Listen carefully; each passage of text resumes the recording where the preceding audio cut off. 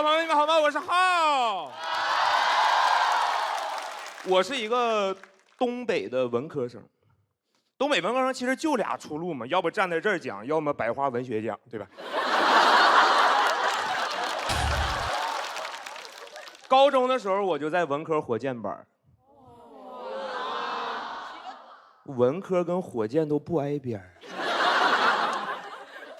成绩呢年组前50，别人一听，哎呦兄弟你是学霸呀，我都想当一个真正的学霸呀，但是我们学校一共就100个文科生，除去艺术生、体育生就剩50个，我们班真正的学霸其实就俩人，其他人都是学霸。其实我一直在扮演一个追赶着别人的人，一边追赶别人，一边怕被别人赶上，一边努力一边在质疑努力到底有没有用。有用，奋战了3年，我最后以载入史册的成绩考入西南政法大学法学院。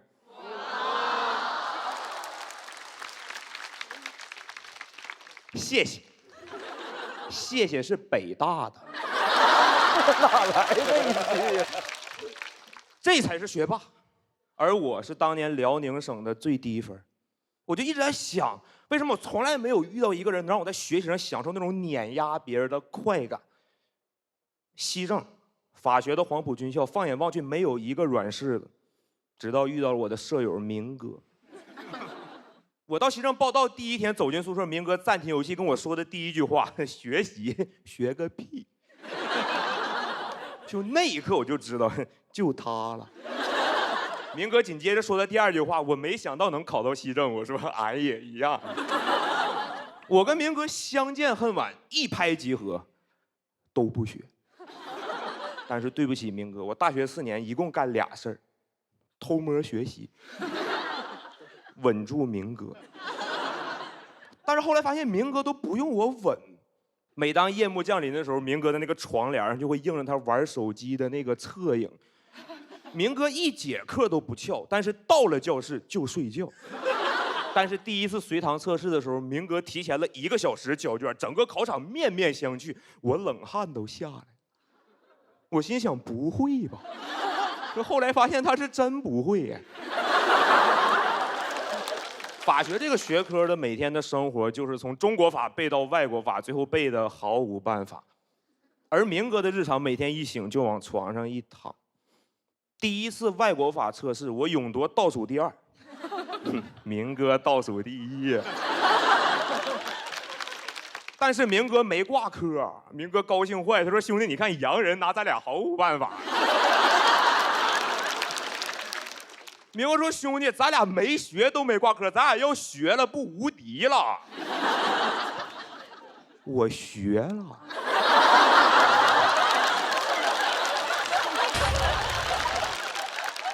期末考试的时候憋足了劲儿，先在网吧充值了500元麻痹明哥，然后再试探明哥，我说兄弟啊，期末了咱俩真不学点啊？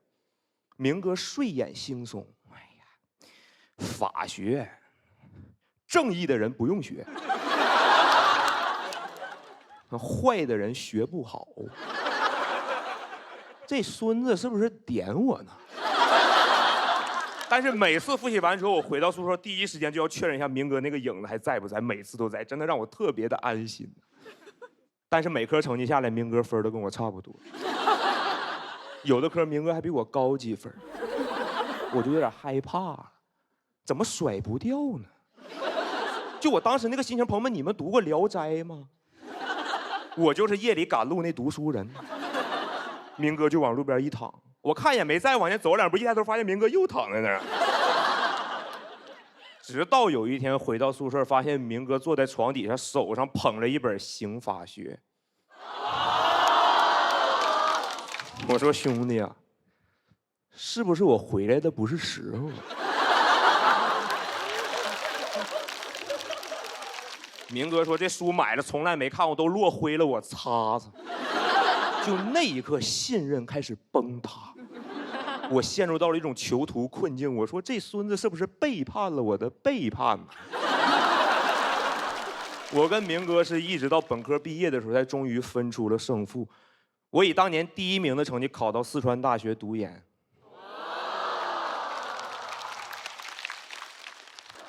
明哥没有了音讯。但是我在读研的时候，偶尔会看着明哥在朋友圈转发各种各样的法学期刊、法律论坛。明哥在我眼里有点像法律界的微商。但是在我研究生毕业的那一天，我突然惊讶地发现，明哥默默给我晒毕业证的朋友圈点了一个赞。就那一刻，我有点愧疚。我说，明哥真的在为我的成功而感到开心，因为如果我刷到任何明哥跟硕士有关的朋友圈，我只想评论一个问号。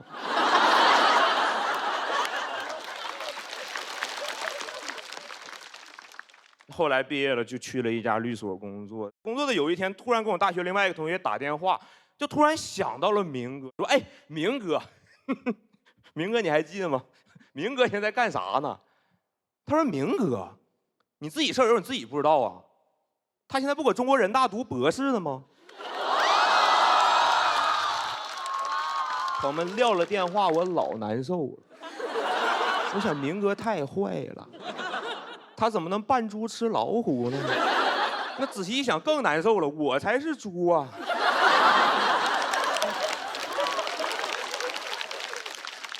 你知道吗？后来有一天我自己看了一部恐怖片，就在这个片的最后，那个主人公慢慢的走向那个有人影的帘子，然后大喊一声“去死吧”，拉开那个帘子，发现后面是个假人。我就在想，明哥当年到底在没在床上啊？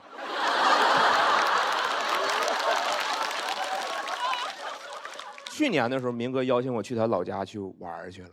有一天我们吃完晚饭，路过他以前念书那个高中，那个高中门口有一块石头，上面密密麻麻刻满了名字，就是那个高中历届的考生。明哥赫然在列，那个石头像一块封神榜，明哥是神，我疯了。我说兄弟，你咋从来没说过你高考没考好？明哥说我咋没说过？我不说了吗？没想到能考到西政啊。其实我仔细想一下，可能大学那4年我读的一直都是明哥的野史。在明哥的正史里，史官是这么记载的：即使明哥高考失利，但是依然考到了5院4系，大学4年无一挂科，轻松毕业。考上研究生，在明哥看来甚至不值得发朋友圈庆祝。最后顺理成章的读博深造。但是每个人都有自己的史书，在我的列传里，史官也曾记载过一句话：“我赢过考生。”谢谢大家，文浩。大家好，我是西七。实不相瞒，实不相瞒，朋友们，现在呢，我已经把自己当明星了。但我不希望别人把我当明星，因为大众对明星有很高的期待，期待他们有高尚的品格、完美的外表，而我没有高尚的品格。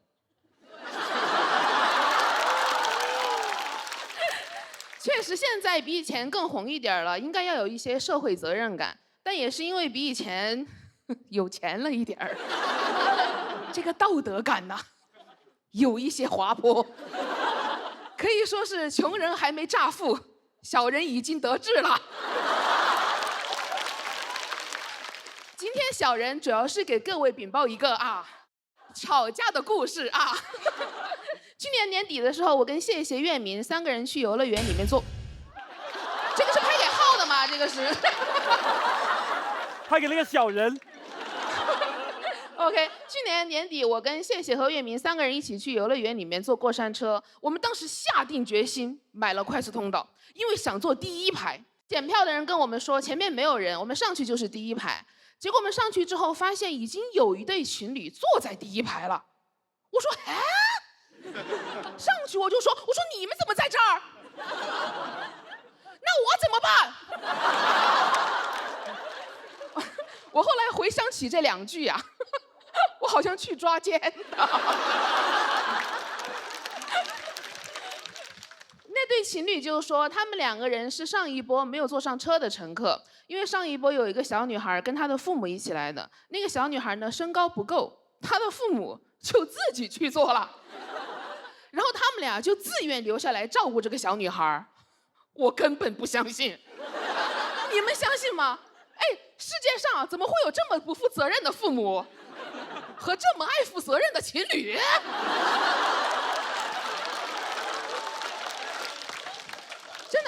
人跟我说，我要自己去玩了，你照顾一下我的女儿吧。我只会说要照顾多久啊？要到她上大学吗？我当时非常笃定，他们两个人就是上一波做完之后没有从离开的通道走，直接过来重新做的。我之所以会这么想，因为我每次都想这么干。我当时就问他们，我说那小女孩在哪儿？没看见啊。他们说被她的父母接走了呀。我说哇，完美的不在场证明。我当时很生气，因为我觉得你们明明是钻空子，竟然给自己找了一个这么高尚的借口。我就说不可能，你们就是骗人。他们竟然说你先不要着急。我说欧某，他也会演好人了吧？什么都要站着呀，高尚你要站着，大度你要站着，第一排你倒是坐下啦。我就跟他们吵了起来。好吧，只有我一个人在吵，因为后来那个站台上的人越来越多啊，把我们团团围住，开始看热闹。他们两个人声音就越来越小，因为人都要脸嘛。我也想要，但我有职业病，观众越多我越兴奋啊。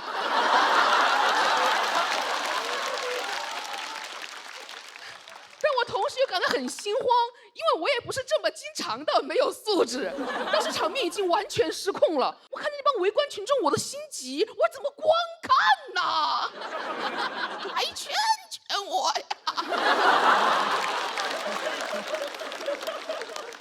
没有人理我，我只能跟谢谢使眼色。谢谢很聪明，不愧是北大的，马上就要 get 了。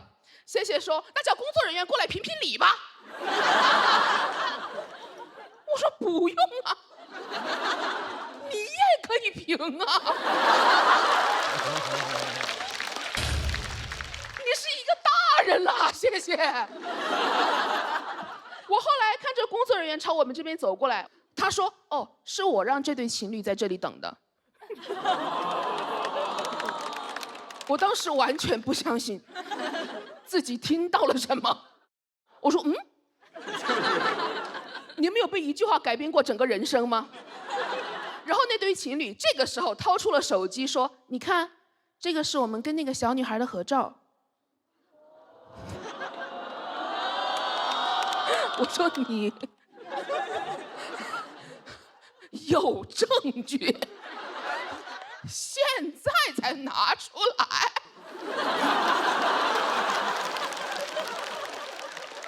现在所有人都盯着我看，我要怎么收场啊？我说啊，原来是误会呀，搞错了啊，没事，大家都系好安全带吧，我从这里跳下去就可以了。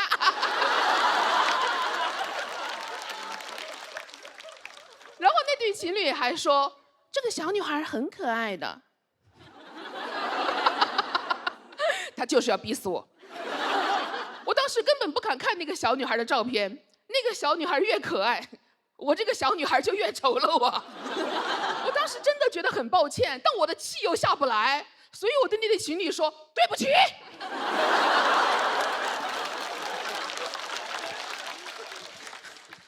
他们俩马上就原谅了我，像是已经等待了很长的时间。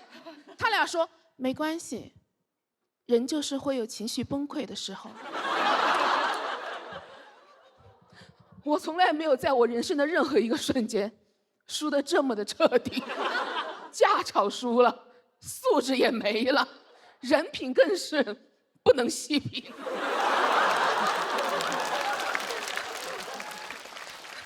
我当时感觉我每个方面都矮他俩一头，我感觉我的身高也不够了。我爸妈什么时候来接我呀？我回家之后真的自责了好几天。我在这里也想给那对情侣认真的道个歉，对不起，让你们无端的承受了这么多。如果我当时就这么认真道歉的话，他们会把第一排让给我的吧？他俩素质那么高。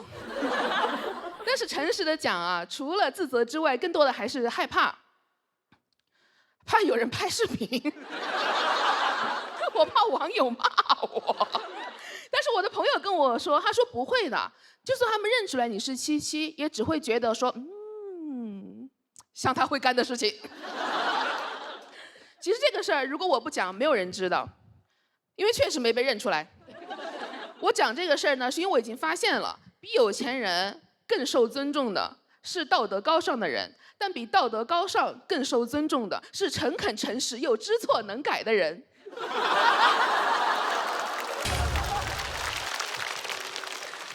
我确实做的不对，但是没有想到吧，我通过讲述这个故事，讲述我的反思，成功实现了道德领域的弯道超车。哎呀，就是这样，君子坦荡荡，小人是戚戚。谢谢大家，小人告辞。谢谢。Hello， 大家好，我是今年的新演员，我叫海宇，谢谢大家。Hello， 名字叫海宇，是一个藏族。我觉得很多人对藏族还是有很多奇奇怪怪的印象。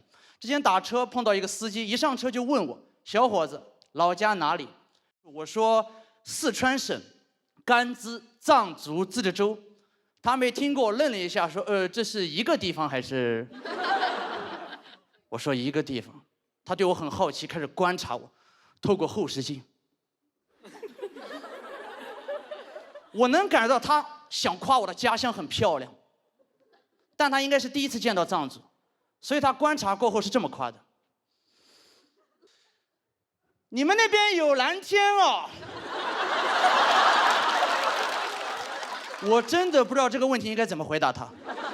我感觉不管怎么回答，我们两个都像一个弱智，是吧？我总不可能把头伸出去，我说：“哎呦，咱们这边没有啊。”来了发现咱们这边真没有。他对我的好奇开始增加，刻板印象开始叠加。他说的话我已经听不懂了。少数民族小伙子，有点意思。蓝天来一段。蓝蓝的天空。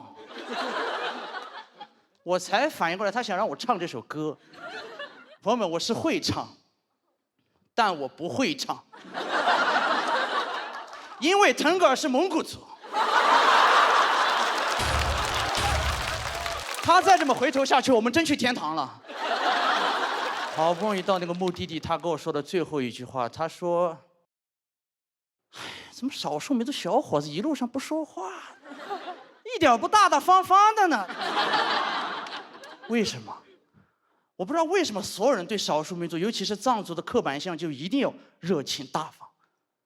不是的。”我们那边也有我这种 INFP 藏族，草原上除了牛和马也有小蝴蝶。我就是那种不敢跟人发生冲突，害怕打架吵架，会把委屈吞在自己心里的那种讨好型藏族。最怕的就是他这种索取型汉族。我感觉我只要给他报了我的民族身份，我的笑容就得挂在脸上，印在脸上。包里面装满了牛肉干，脖子上挂60条哈达。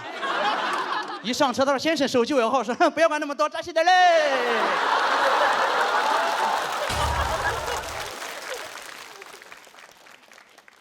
讨好型藏族很多问题解决不了的。我之前演出结束，我想去吃水果。买一盒阳光玫瑰，这么小一盒，120块，太贵了。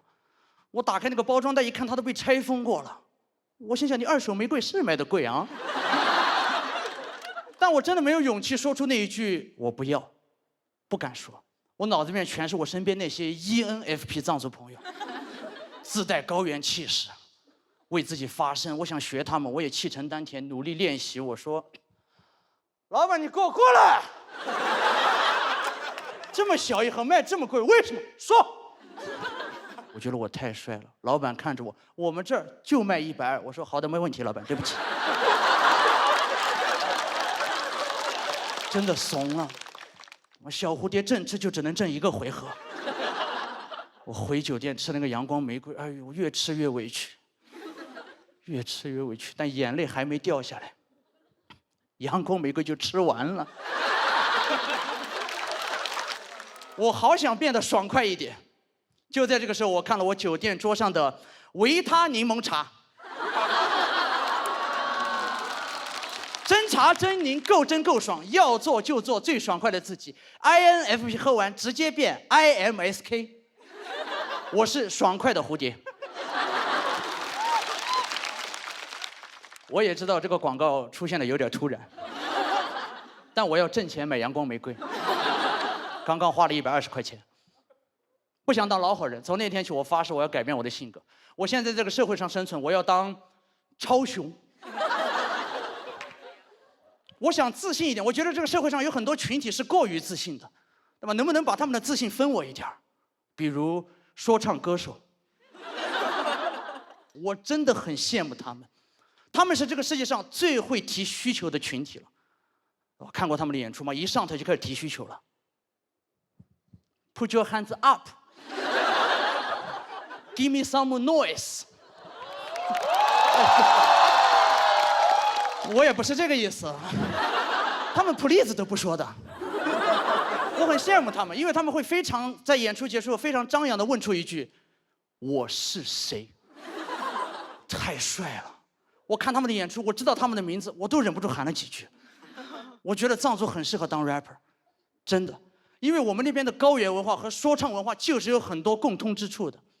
比如说，我们那边也有很多 beef。beef 也是我们那边的第一生产力。我们还有 beef 干、beef 面，还有大家最出名的毛 beef。但你们从来不听藏族 rapper， 你们只会去听维族 rapper， 对吧？那些新疆 rapper 名字寓意好，又酷又帅，爱热。那吾克热，一听就烫。你很难出去跟别人说，我反正喜欢尼玛。我喜欢。我有个好朋友，他的名字叫扎西尼玛，一听就超雄。他的性格，他都不属于那种快乐小狗，他属于那种快乐藏獒。谁需要他的名字，他咬谁。但这篇内容一定要提他的名字，因为他的名字现在在互联网上已经被污名化了。给大家介绍，尼玛在藏语里面它其实是太阳的意思，所以这篇内容提到他的名字，热度肯定不会低的。我想学他，我也想咬人。我回到那个水果店，我反思自己，我就是信息给太多了。rapper 不会碰到这样的问题，他给我报价120，我脑子里面在想啊，120。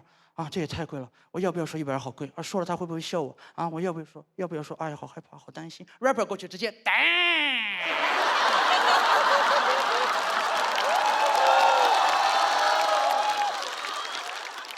或者我在想，人跟人对峙的时候，如果我害怕发生冲突，我能不能说他听不懂的语言？如果我可以说我的家乡话，我在那个水果店老板，我会非常的自信，我会非常张扬的看着他，我说，哎。俺国可是这样的人，俺国可是这样的人。我没有唱歌啊，你们都不知道什么意思，对不对？这句话翻译过来就是指119能不能卖？我知道几分钟的脱口秀很难真正改变我的性格，但我已经在练习提出需求了。这个节目录到第3轮了，我提出的第一个需求就是，我真的希望这篇内容讲完之后，以后演出可以有人知道。我是谁？我是海宇，谢谢。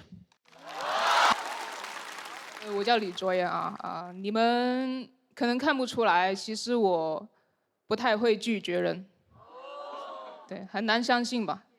我也不敢相信，也不是鼓励你们向我借钱的意思啊，就是我也搞不懂为什么我的真实性格跟我的外表会反差那么大。有一次，我的室友他带对象回家，说想要住几天，问我方不方便。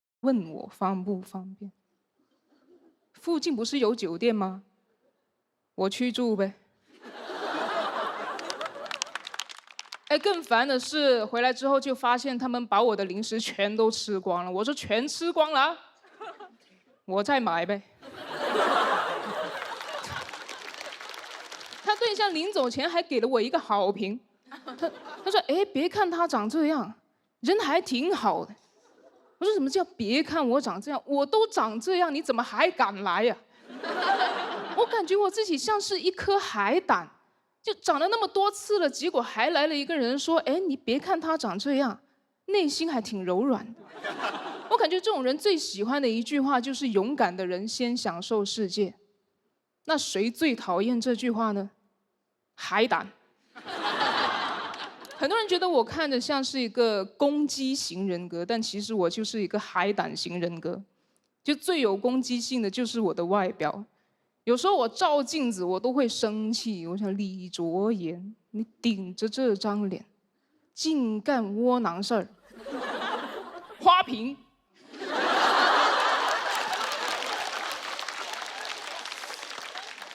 但是我知道在座肯定不止我一个人这样，你们身边应该有那种人嘛，就是他看着跟谁关系都很好，但其实谁都特别烦他的那种，有吗？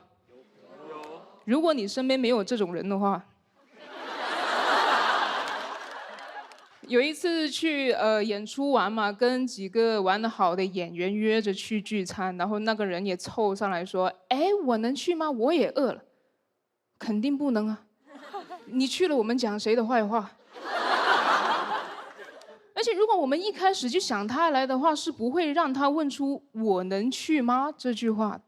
我觉得不受欢迎的“我能去吗”，就相当于暧昧期的那一句“我们现在是什么关系”。纯自取其辱。我们当时几个人就这样抿着嘴，互相看着对方，谁都不敢开口拒绝。我感觉我们想法都是一样的。哎呀，不想他来，但他都说他饿了。中国人最看不得别人挨饿了。来就来呗，但咋说呢？你们有见过一个聚餐全程都不聊八卦的吗？他也没见过。他还问他说：“哎，你们平时都不吐槽同行的吗？”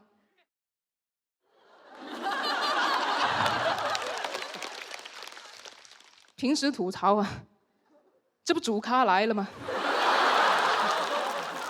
低质量聚餐，只解决了温饱。我们点的还是烧烤啊，吃了满嘴的亚硝酸盐，但说不出一句闲话。这顿烧烤致癌又窒息，真的以为吃完就能解脱了。结果买单的时候，他又说：“啊，那2个菜我没怎么吃，我就不 A 了。”哇，他好勇敢呐！我真的有点崇拜他了。感觉如果是他的室友带对象回家的话，他肯定会说：“哎，你们2个人，我1个人，那我住的比较少，房租我就不 A 了。你们 WiFi 用的比较多，那网费我也不 A 了。但是我天天在这里当电灯泡，电费你得给我 A 一下吧。”我在想，他连这种话都说得出口啊！我拒绝他有那么难吗？我也想要勇敢拒绝，但那次已经来不及了。我先给自己想了一篇爽文，从标题就已经开始爽。重生之，我是嘻哈。我重生了。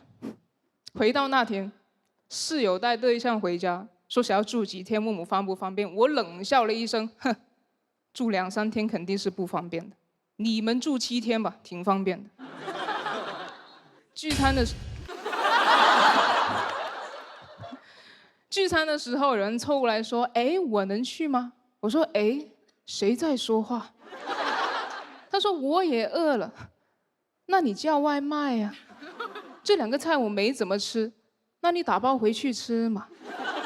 我就不 A 了，不 A 了，你请客吗？哇，下回我来请吧。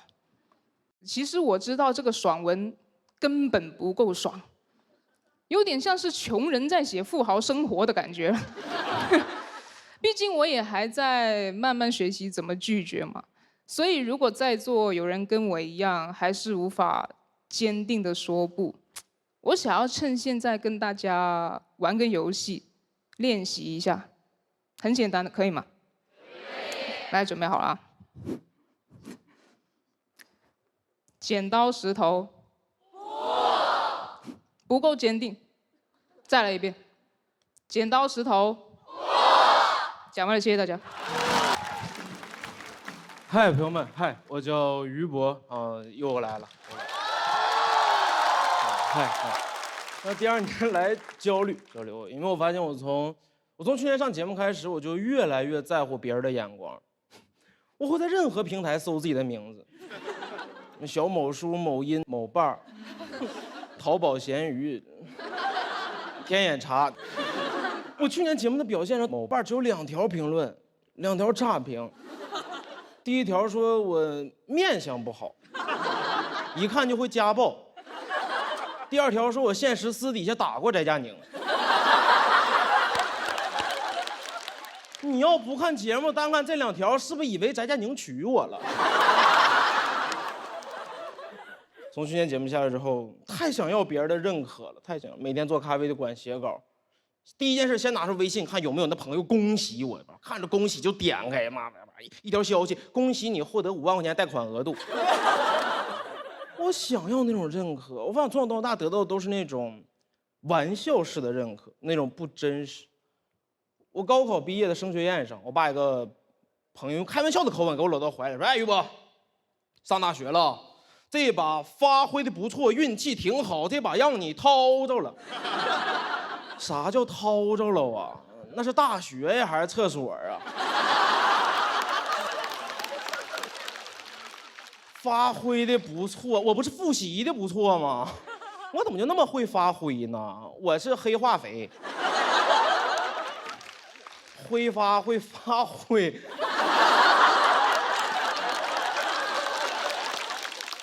你怎么还能恭喜别人运气好呢？我高考又不是蒙的，打的嘎踩脚交卷的上大学了。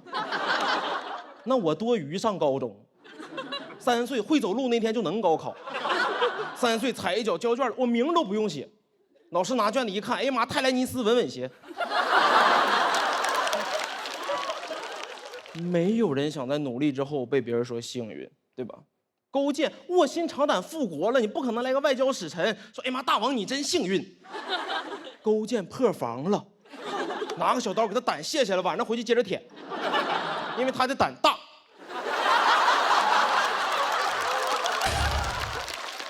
他肯定也是主动分享自己当年有多努力，想让别人夸他吧。对吧？卧薪尝胆这事儿，他不自己主动往外说，谁知道啊？那胆不是睡觉之前偷摸舔的吗？他舔胆时候直播了，直播板块是猎奇吃播，舔一口胆4个机位，第一口让粉丝先舔。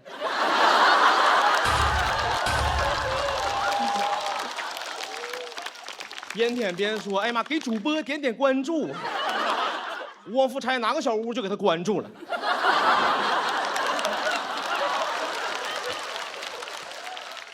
不可能吧？不可能吧？因为越王要是会开直播，就不是越王，是王越。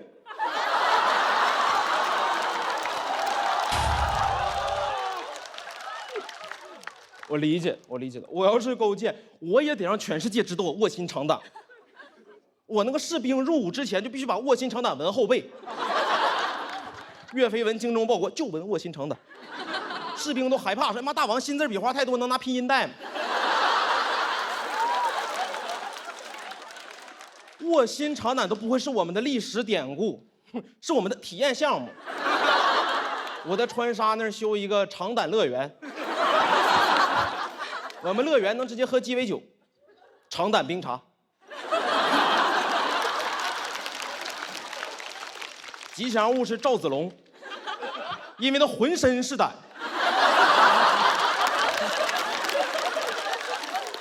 我理解他，我也是那种困在别人的眼光里了。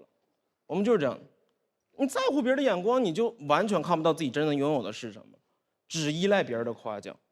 我意识到那一天，就是那天有天在写稿的时候，旁边一个很漂亮的女孩和她闺蜜在倾诉自己的容貌焦虑。很漂亮，对面的反应听到好像有焦虑，好像她有传染病。对面说：“姐妹，你有啥容貌焦虑？你要有容貌焦虑呢，你让这帮人怎么活？”我就在旁边喝咖啡。你焦虑，为啥死的是我呢？我命凭啥有你不由天呢？咱讲话，城门失火，殃及池鱼啊！你怎么殃及另一个城门呢？环顾四周，整个咖啡店就我一个人。老板出去抽烟了，老板宁肯死于肺癌，不死于容貌焦虑。都给我听难受了。我说来喝杯咖啡，给自己喝成丑人了。我喝的不是美式吗？但我不针对她，我理解的，我真的理解的。我针对她那闺蜜。你这情商当什么人呢？你上童话里当魔镜好不好？你当魔镜，白雪公主都不用死。往后一焦虑，谁是世界上最美的人？你嘎把小矮人拽出来。你有容貌焦虑，他都不用活。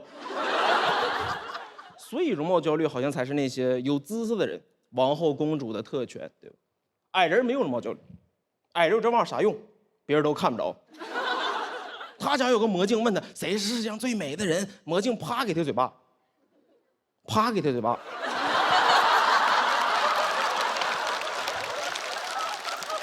说你怎么那么能说那么有用的呢？还全世界，你在你家排第7。为啥在乎别人眼光？好像就是因为我们现在拥有，担心失去，对吧？所以我就理解他，但我不完全理解，因为我就没有容貌焦虑，我有容貌绝望、容貌抑郁、容貌双向情感障碍了。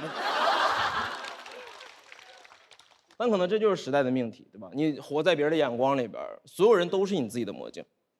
所以，与其问魔镜，你应该直接洗脑魔镜。王后那天就应该跟魔镜说：“你用最直接、最不绕弯子、最一针见血的方式告诉我，我为什么这么美。”说实话，镜子里面应该是我们自己的映射，对吗？我其实很早以前已经问过镜子，谁是世界上最好笑的人了。我看着镜子里面的倒影，我知道他已经给过我答案了。他说赵本山。我讲完了，谢谢你们。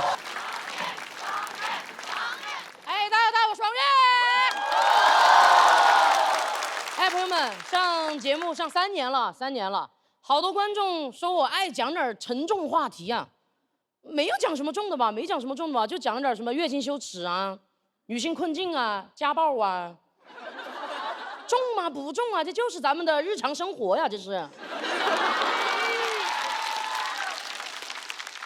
哎呀，还有观众给我发私信说，好心疼这个王悦啊，他是个淋过雨的人，还这么乐观。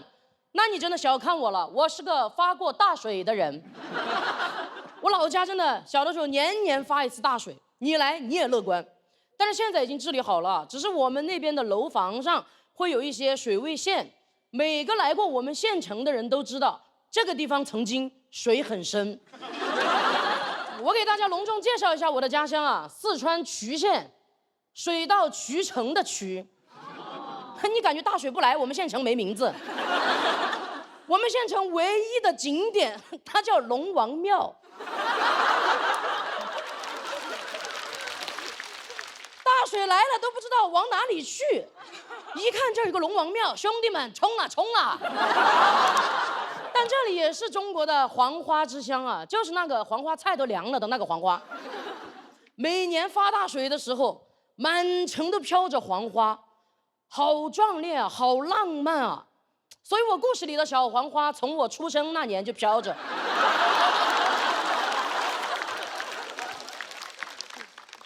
所以我小时候一直觉得周杰伦啊，应该是我们衢县人。年年冲大水，把我们县一路冲进了四川百强县，全靠我们衢县的父老乡亲乐观，真的，因为全四川它一共就只有105个县。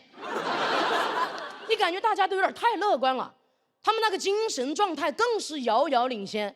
有一年我们县城里那个波司登羽绒服，他搞了个活动策划，请了3个外国人坐着滑翔伞在我们县城上空盘旋。我放学回家路上看着我们全县城的人都端着稀饭往天上看。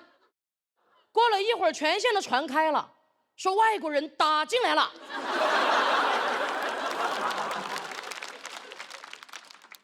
全部端着稀饭跟着那3个外国人跑啊，要看他们降落在哪里，说去直接捣毁他们的老巢。眼睁睁看着他们降落在了那个波司登的舞台上，马上权限又传开了，说刚才搞错了，是那个波斯登陆曲线了。我8岁那一年，差点变成个波斯人。大敌当前，没有人惶恐，大家操心的是一会儿要不然把他们3个外国人就留在这里干活吧，让他们留在这里种黄花，我们直接波斯直聘。就是这样的，莫名其妙的这种精神状态，每年在发大水的时候啊，更是把那个大水当成外国人整，真的。只要暴雨连下3天，所有人都在街上开始疯狂购物，奔走相告，就站在那个水旁边在那喊涨了。你感觉他看的不是大水，看的大盘。你也不能说大家盼着发大水吧，至少大家不怕发大水，因为以往的生存经验就告诉过我们，这个大水的极限在哪里？在6楼。也不是年年都到6楼啊，有的时候到1、2楼它就涨停了。我家就住1楼，妈呀，年年都被套牢啊！我们家里都不，你把我套牢了，真的。家里都不敢怎么装修，真的。平时差不多看着就是毛坯房，一发大水的时候清水房。大水退了，你把门一推开，妈呀，完全破防。每年楼层低的人，你就得抓紧时间，赶紧往楼上搬。我从小就学会了向上社交。那些楼层高的人，他们也习惯了向下兼容。一下大雨就帮着把别人家值钱的东西往自己家里搬。每次搬出来第一样东西那就是麻将桌，然后是电视机、电冰箱、老人，也就是我奶奶。大水都淹到膝盖了，她还坐在那个藤椅上，一边泡脚一边骂。等大家把东西全部都搬上去了，把她连人带椅子的往楼上搬，你才搞懂她在骂什么。她骂你把她麻将桌给她搬走了。在她和麻将桌中间居然隔了电视机和电冰箱，她这辈子没跟麻将桌分开过那么久，真的。就大水涨上来，楼层高的人也开始断舍离，把自己家里平时就需要搬下楼才扔得了的东西开始直接往水里扔。我也顺手就把我书包扔了。知识就应该在海洋里。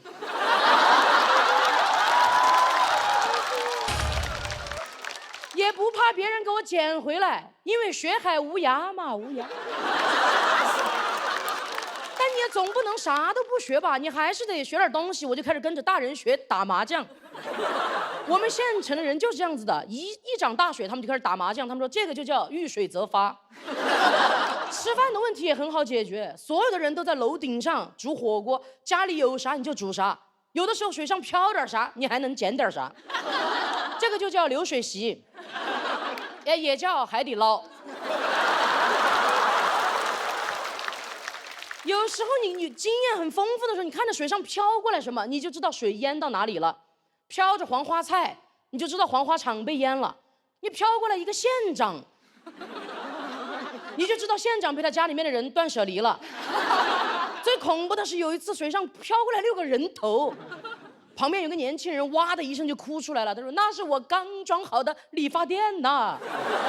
然后楼顶上所有人七嘴八舌开始安慰他，说没事，人没事就好了，你推子剪子都带了的吧，来先把我的头给我剪了，在这里我就能洗头。大家就这么互相打趣互相鼓励的等着那个大水退下去，然后自发的跟着救援人员一起去打扫淤泥清理残局。总感觉家里面好像有点空空的，然后想起来哦，奶奶忘了搬下来了啊。然后大街上那些被断舍离了的东西又被所有人挑挑拣拣的选回来，县长也走回来了，还带了几个别的县的县长，说要开个大会研究一下怎么抗洪。很快所有人的生活又恢复到从前，整个县城的人又开始打麻将、吃火锅、喝稀饭。我们那儿的人真的很喜欢喝稀饭，因为水多。所以稀饭依然特别的稀，所以我跟你们说真的，周杰伦绝对是曲线人，他有张专辑就叫《范特西》，他还有一张专辑叫《依然范特西》。水给我们这个县城留下的唯一痕迹，就是楼房上会多出来一道水位线。他走的时候会带走满城都飘着的黄花和所有人的忧愁。我是好多年过后，我才无意之间发现，黄花居然有另外一个名字，它也叫做忘忧草。我觉得忘忧草之神会保佑每一个漂泊在外的徐县孩子，我和周杰伦。因为周杰伦跟我一样乐观，他那首飘着小黄花的歌居然不叫发大水，叫晴天。谢谢大家，谢谢大家，我是王宇，谢谢。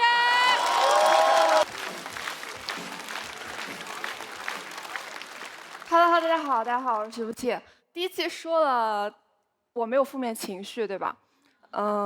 其实我觉得我也不是真的没有负面情绪，只是我发现现在我好像能允许很多事情发生。我觉得我可以对所有事情说没事儿，所以重新介绍一下自己。大家好，我是没事儿人。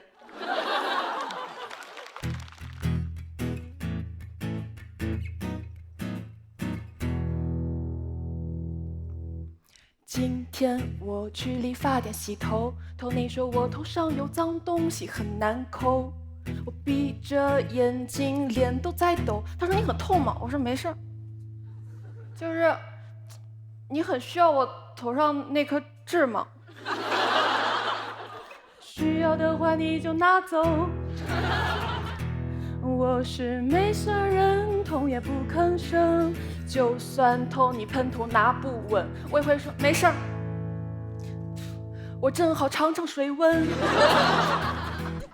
头上的托尼，他也是一声不吭，半天憋出一句你头还挺沉。我咬着牙齿生气万分，我说你要洗后标可以翻身。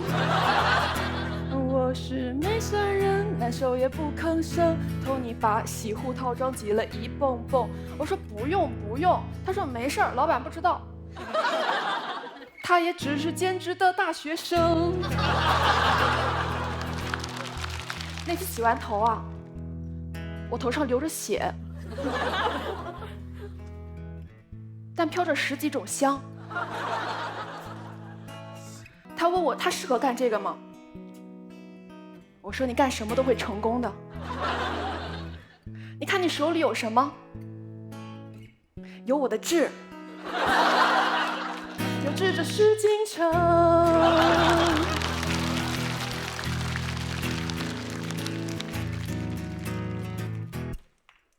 去年我谈了一个男朋友，他有一条浴巾，先擦脚后洗头。我拿着浴巾手都在抖，我说你一条浴巾够用吗？他说没事儿，我这条浴巾啊分区域的。我一头擦脚一头洗头。我是没事人，难受也不吭声，就算他拿浴巾让我闻闻，我也可以只闻香的那头，但香的那头也有脚臭。因为他浴巾一挂头对头。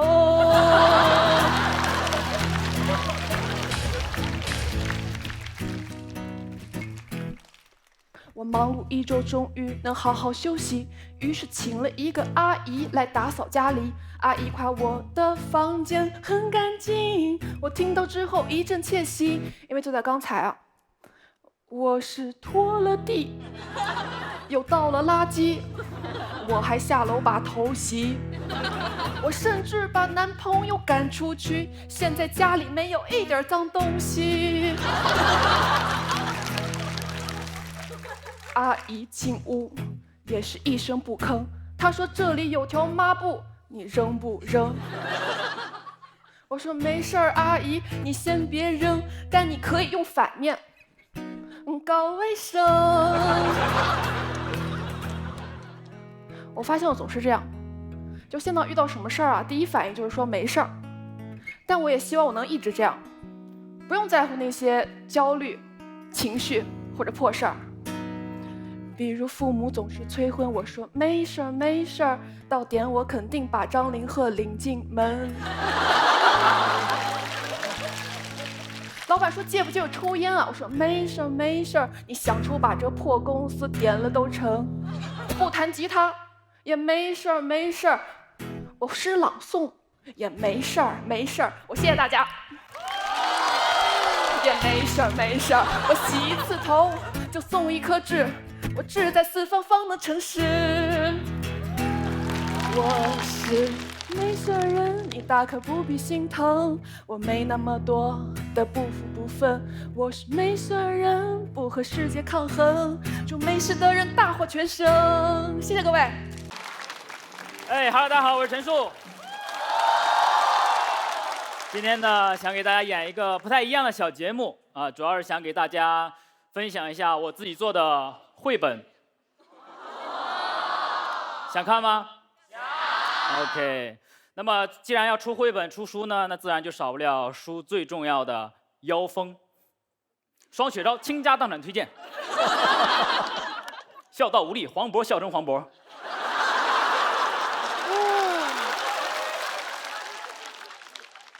治愈神漫，黑灯复明。我都看不了这个。以上推荐呢，均未经过本人同意啊。那么接下来呢，就请欣赏陈数的喜剧绘本《关于蜗牛为什么往上爬》。关于蜗牛为什么往上爬，通常有这种说法：高处往往有更多的植物和叶子可供它们觅食，因此蜗牛就会开始往上爬。白天爬5米，晚上滑4米。终于在第6天的时候，秋天来了，叶子都落到了地上，于是蜗牛开始往下滑，白天滑5米，晚上爬4米。终于在第6天的时候，树又长高了。蜗牛叹了口气，真难啊，高树。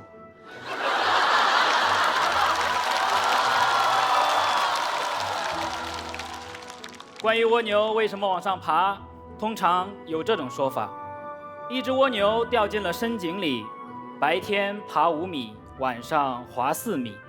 充满智慧的人们都在讨论它会在第几天爬到终点，最终却没有一个人去搭把手。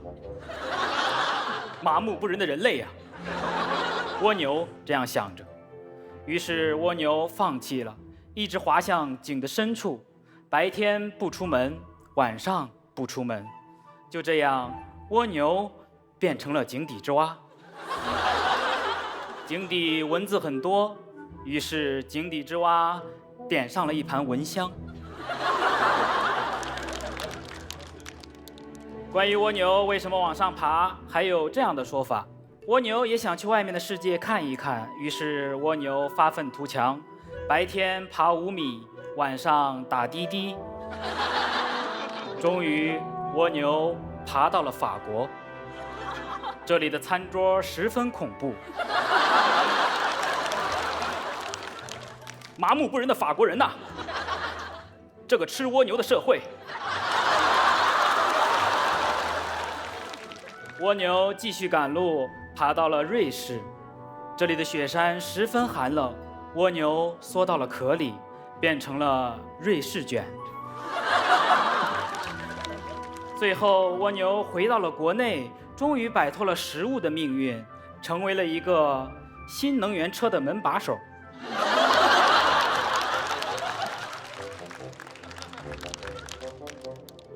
关于蜗牛为什么往上爬，通常有这种说法：蜗牛在干燥情况下会爬到墙壁上，用粘液封住壳口，将自己粘在墙上。如果向它们喷上水，就会复苏。于是，小明拿着水壶来到了水池边，每过1秒流入5毫升，流出4毫升。终于在第6天的时候，小明患上了静脉曲张。不过幸运的是，水装满了。妈妈夸奖小明很有毅力，于是小明拿着这壶水，帮妈妈洗了第1次脚，然后向蜗牛浇上了洗脚水。从那以后，小明每天都接水帮妈妈洗脚，左脚搓5下，右脚搓4下，终于在第6天的时候，妈妈的强迫症犯，十分生气，打了小明耳光，左脸打5下，右脸打5下。就这样，在60岁的时候，小明用一生治愈了童年，而蜗牛依然在治愈脚气。关于蜗牛为什么往上爬，也有这种说法：爬到高处可以提高找到合适伴侣的可能性。一只地上的蜗牛遇见了在高处的心上人，于是在地上用粘液写字告白，白天爬5米，晚上爬4米，终于在第6天的时候 ，I love you 被拒绝了。为了掩饰尴尬，蜗牛只好继续向前爬。I love work。终于，蜗牛又遇见了别的心上人。就这样，蜗牛掉进了爱情的深井里，白天爱5个，晚上忘4个。终于在第6天的时候，蜗牛爱情的深井里已经人满为患了。于是，蜗牛当上了2房东，客厅隔5间，卧室隔4间。就这样，蜗牛的深井变成了一个法式蜗牛披萨。关于蜗牛为什么往上爬，通常有这样的说法：蜗牛背着那重重的壳呀，一步一步地往上爬。阿树阿上2只黄鹂鸟，阿西阿西哈哈在笑它。葡萄成熟还早得很呐，现在上来干什么？阿黄阿黄，梨儿不要笑，等我爬上，阿西阿西哈哈在笑它。终于在第6天的时候，蜗牛偷走了鸟蛋。白天偷5个，晚上偷4个，于是蜗牛孵起了鸟蛋。白天孵奥运，晚上孵奥迪。终于，黄鹂生气了。白天闯5关，晚上闯4关。就这样，小明被学校开除了。关于蜗牛为什么往上爬，小明的爸爸妈妈和老师并没有向他耐心解释。长大后，小明离开了家乡，外出打工，白天打5份，晚上打4份，双周上5天，单周上6天。就这样，小明成为了一个永远也不知道蜗牛为什么往上爬的大人，空有一身的财富和一身的静脉曲张。关于蜗牛为什么往上爬，每个人都有不同的答案。而当人们讨论答案的时候，蜗牛已经在往上爬了。谢谢大家。呀，哎，谢谢大家好，我是大木。哎，大家好，我是晃晃，我们是肉食动物。哎，最近看了很多西部牛仔电影，啊，我也很想看。那我们今天就演牛仔怎么样？可以啊，那我演牛仔，你演牛。我不演牛，我演牛仔。那你演牛仔，我演牛。你也不演牛，你也演牛仔。我们俩都演牛仔。哎，那谁演牛？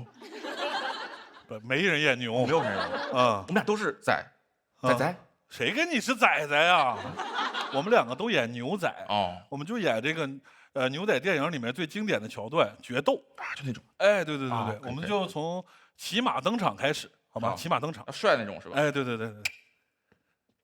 瓜蛋蛋，瓜蛋蛋，瓜蛋蛋，马呢？滋儿，我的爱马。谁让你骑个破电瓶车上来的啊？老快了。4条腿的。就是你要跟我决斗啊，小胖子！问你说话呢？骑什么旋转木马呀？说了可爱呀。就是你要跟我决斗啊？对，就是我，胖。我就是杰克，外号快枪手。砰！吹，往外吹。我就是小帅，外号那个男人。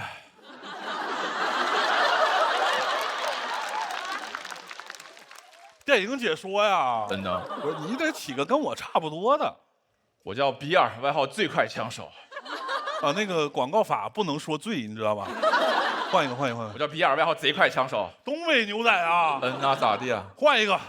我叫比尔，外号快手。不是牛仔干直播是吗？家人们，我一会儿要是 PK 了啊，慢慢上票。谁跟你 PK 这玩意儿啊？给我刷一刷。我先让你开开眼。我的这把枪型号是勃朗宁1935，我这把翟佳宁1994。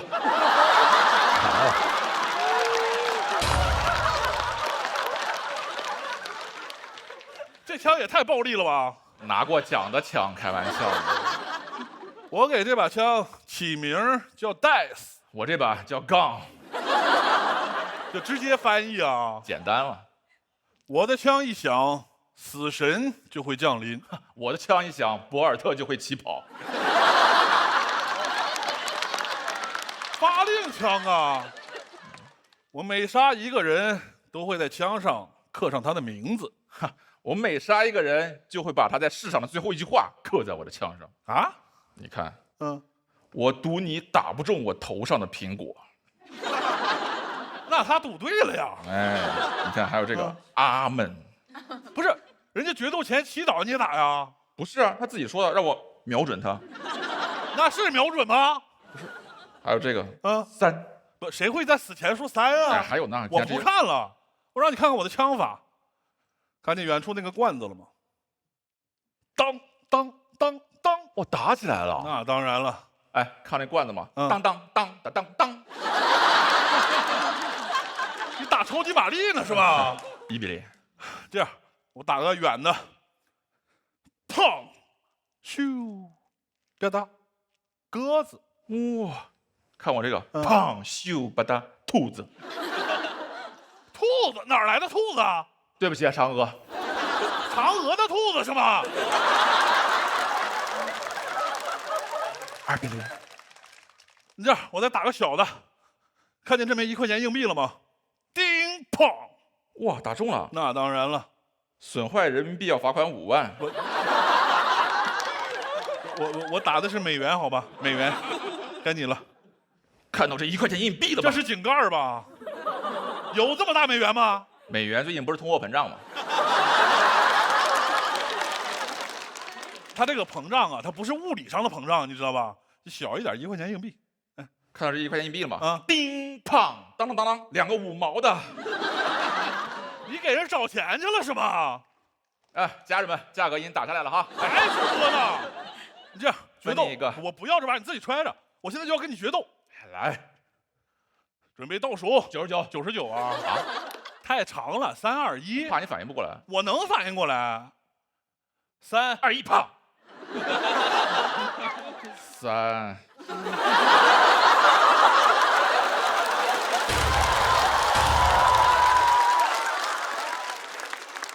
3是这么来的是吗？第11个。你这样，你只喊2，你只喊2就好了，好吧？只喊2，行，来，好吧？3、2、1、3、2、1、3、2、1，又咋了？死循环了。只喊2啊！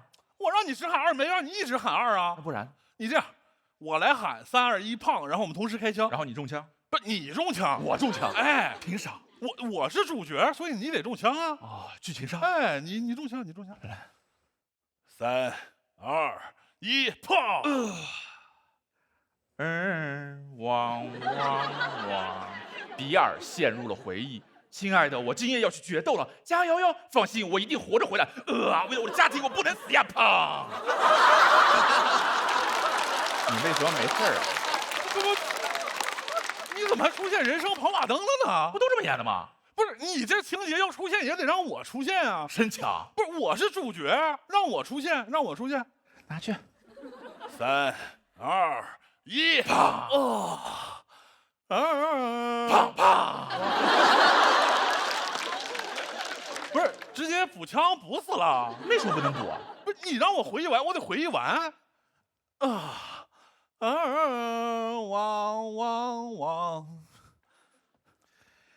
你老婆手有点短啊。管那么多呢你啊？企鹅吗？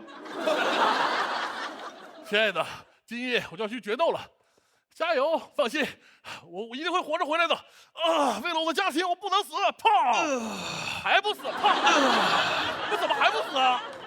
当当当当，2个5毛的。漂亮！谢谢大家。